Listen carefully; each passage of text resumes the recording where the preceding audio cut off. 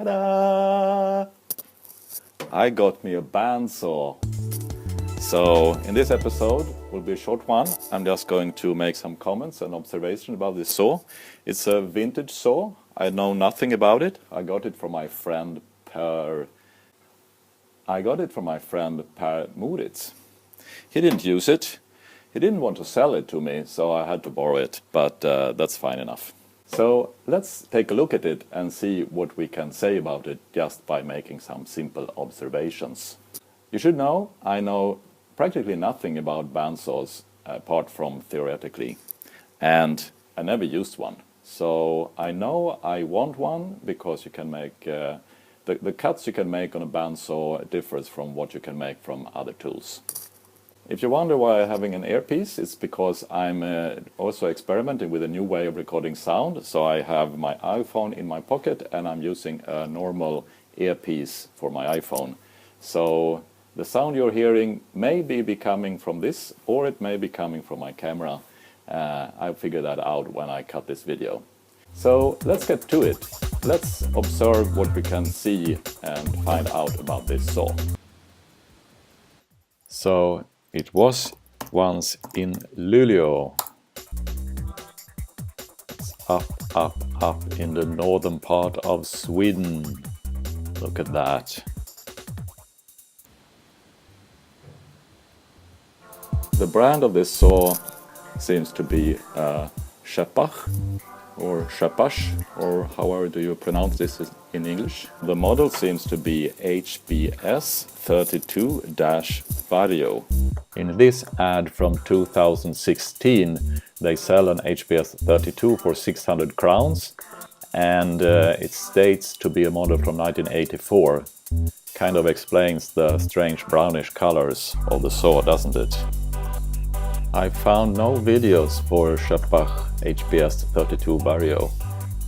As you can see, there are only newer Scheppach saws on YouTube here. So be my guest. I fill in a gap here with my little video. The motor marking was masked by some garbage.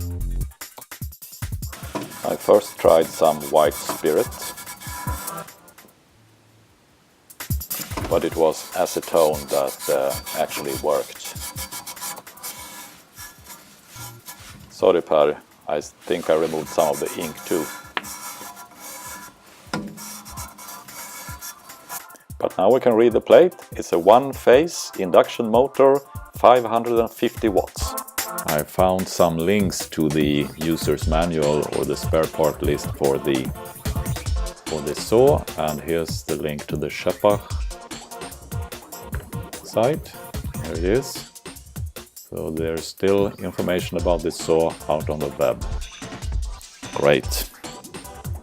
There seems to be brass bushings, do you call them that, to keep the blade in place. So there's one horizontal and one in 45 degrees.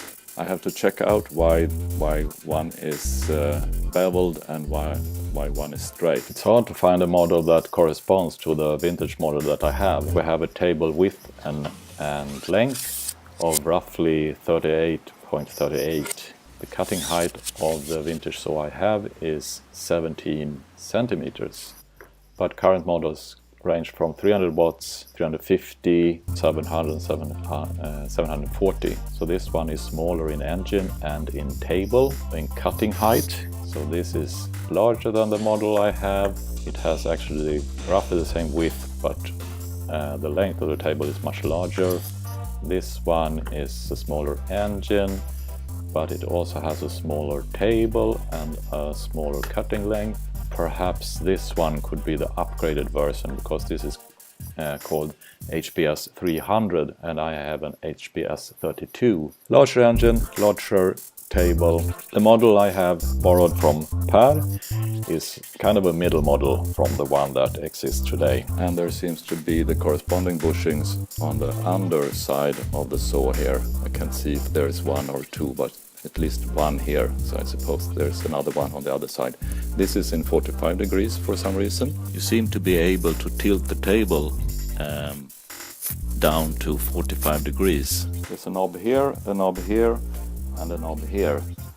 So I have unscrewed all these, and then this should come off.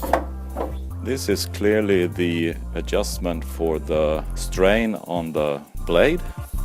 So you screw this and this wheel comes up and down, and then you regulate that.